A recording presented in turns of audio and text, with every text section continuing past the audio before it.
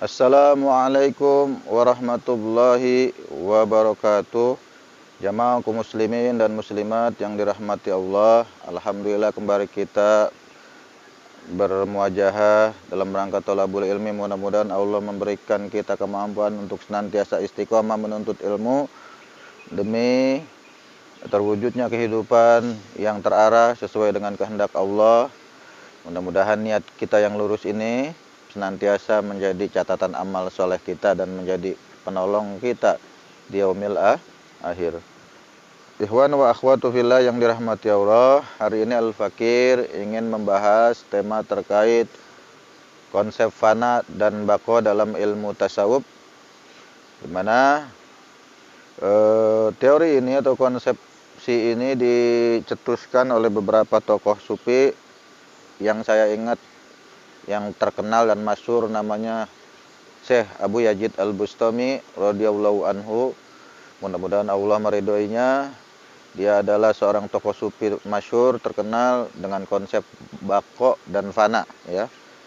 Jadi fana itu dalam istilah ilmu tasawuf dikatakan sebagai secara lughah artinya adalah sirna, lenyap, raib, karam dan hilang. Secara istilah yaitu kita di mana seorang hamba itu hilang kesadaran akan dirinya terhadap objek-objek di sekitarnya. Alam dan sekitarnya, lingkungan, keluarga semuanya hilang.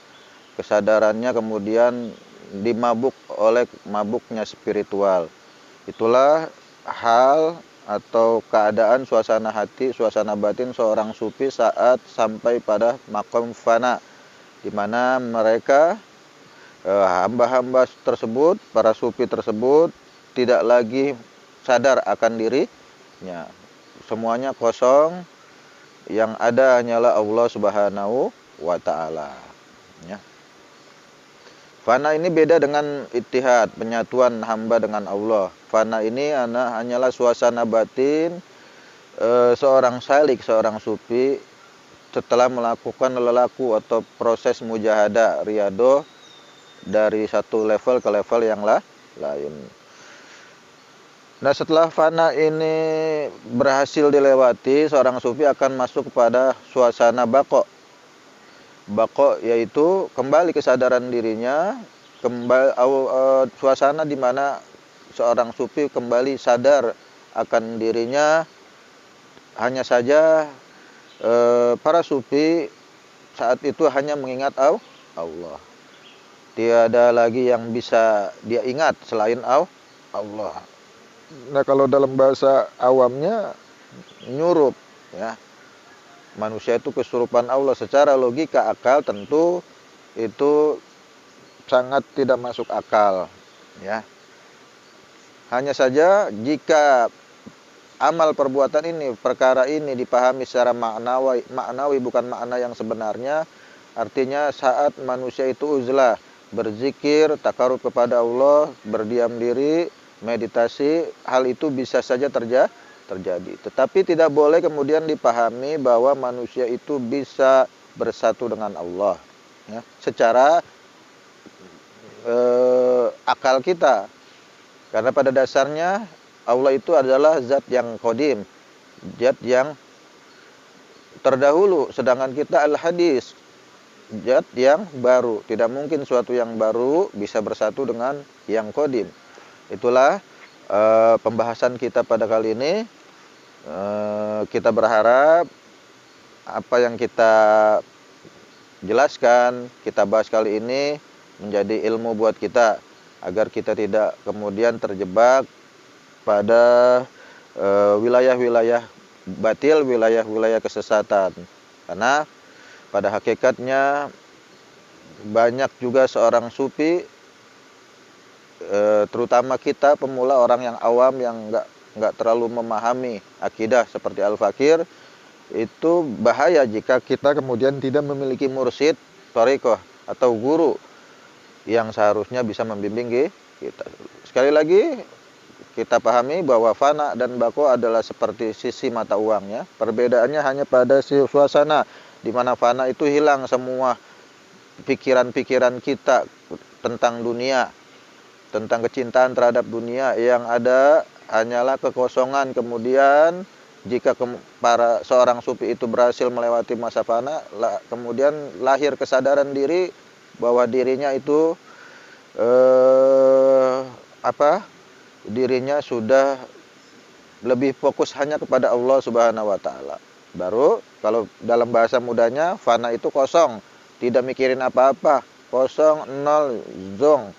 Tidak ada yang dipikirkan. Setelah melewati masa fana kemudian menuju kepada baqo, baru kemudian ada kesadaran ingat kepada Allah. Hanya saja ingat kepada Allah saja, tidak bisa, artinya tidak mengingat kepada selain Allah.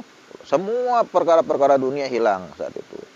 Dan perlu dicatat oleh kita, orang yang sampai pada suasana fana dan baqo itu sifatnya kondisional, tidak permanen. Mustahil orang itu terus-menerus dalam keadaan fana dan baqo.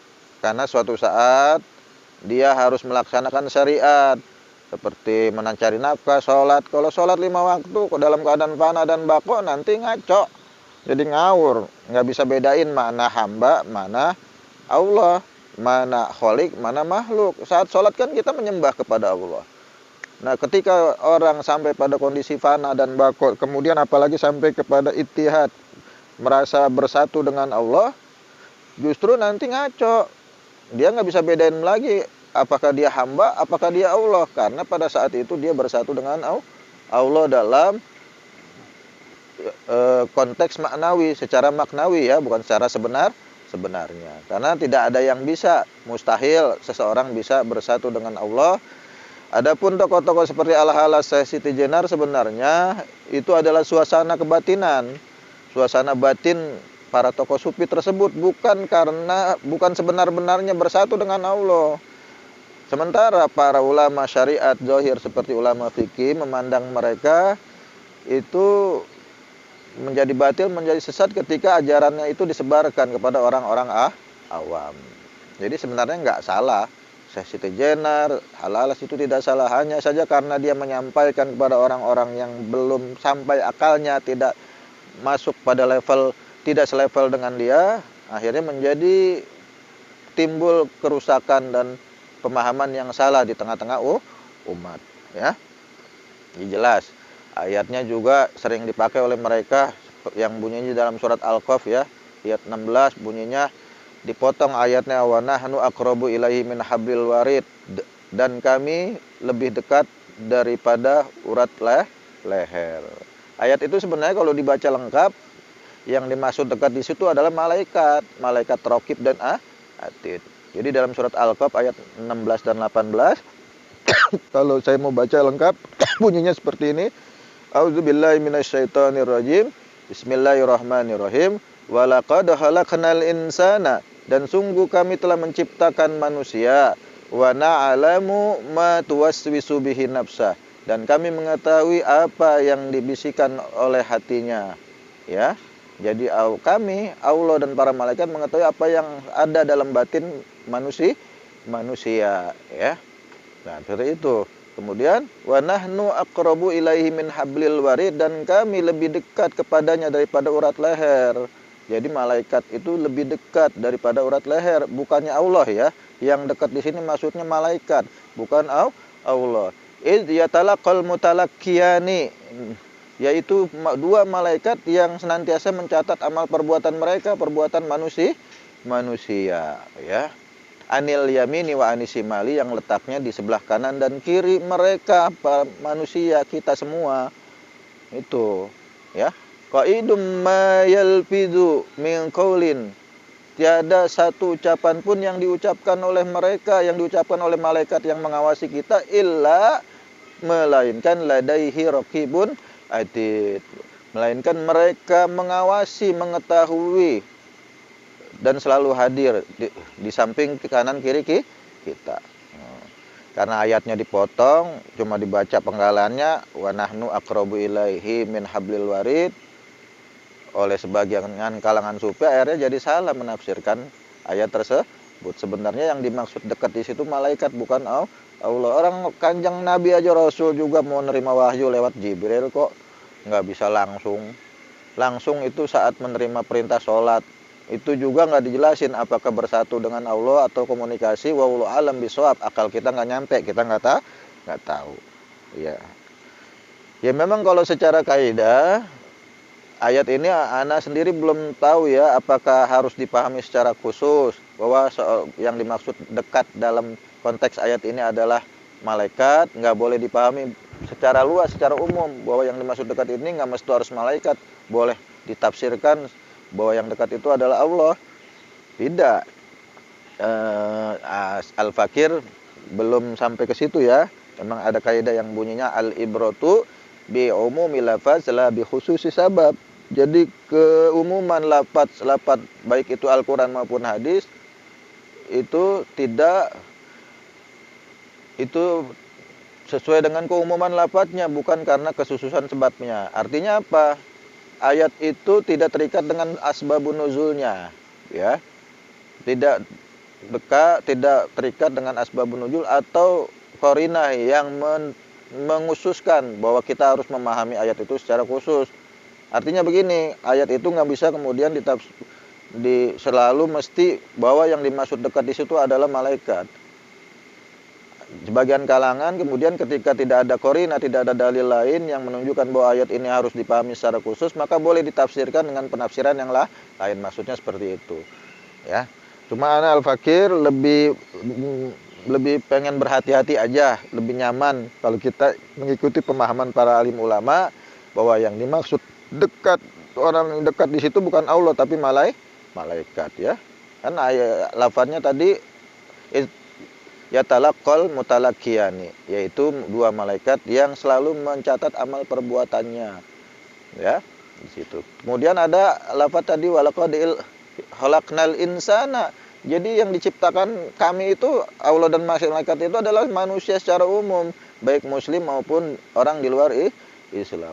Ya kalau orang di luar Islam kemudian dianggap bisa dekat sama Allah kan nggak bisa kita terima dengan akal kita. Itulah sebabnya mengapa kemudian sebagian kalangan menafsirkan surat Al-Kahf ayat 16 sampai 18 ini, maksud tujuan dari ayat ini adalah yang dimaksud dekat itu adalah malaikat, bukan Allah. Sementara kita bisa dekat dengan Allah secara maknawi, secara batin. Kalau dipahami secara akal kita bahwa kita bisa nyatu seperti orang kesurupan dengan Allah, itu nggak bisa, ya. Artinya tidak bisa. Tapi pada kondisi-kondisi tertentu kita uzlah, kita sedang bertazakkur, berzikir kepada Allah, kita bisa kemudian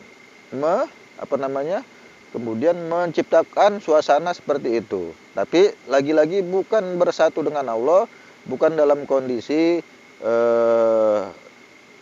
bersatu dengan Allah, tapi bersatu dengan Allah secara batin. Merasa bersatu dengan Allah secara batin dalam rangka motivasi untuk semakin dekat pada Allah. Itu konsep ittihad. Kalau konsep fana dan baqa itu bisa terjadi hanya kondisional, sifatnya temporal, sewaktu-waktu, nggak bisa permanen, nggak bisa terus-terusan. Kalau terus-terusan nanti nggak pada sholat, udah menang baik, tapak nggak kelar-kelar, ya. Akhirnya nggak sholat, justru akan melanggar rambu-rambu syariat, rambu-rambu hukum Islam. Itu sedikit, ya. Mudah-mudahan bermanfaat. Tolong dikritik, tolong diluruskan jika ana salah dalam menjabarkan, mendeskripsikan atau membuat pembahasan ini. Kita saling belajar, saling bantu. Hal ini penting untuk disampaikan agar umat yang sedang getol-getolnya belajar tasawuf itu tidak salah langkah, tidak salah jalan. Kurang lebihnya mohon maaf. Wallahul hadi ila syiratil mustaqim. Summa assalamualaikum warahmatullahi wabarakatuh.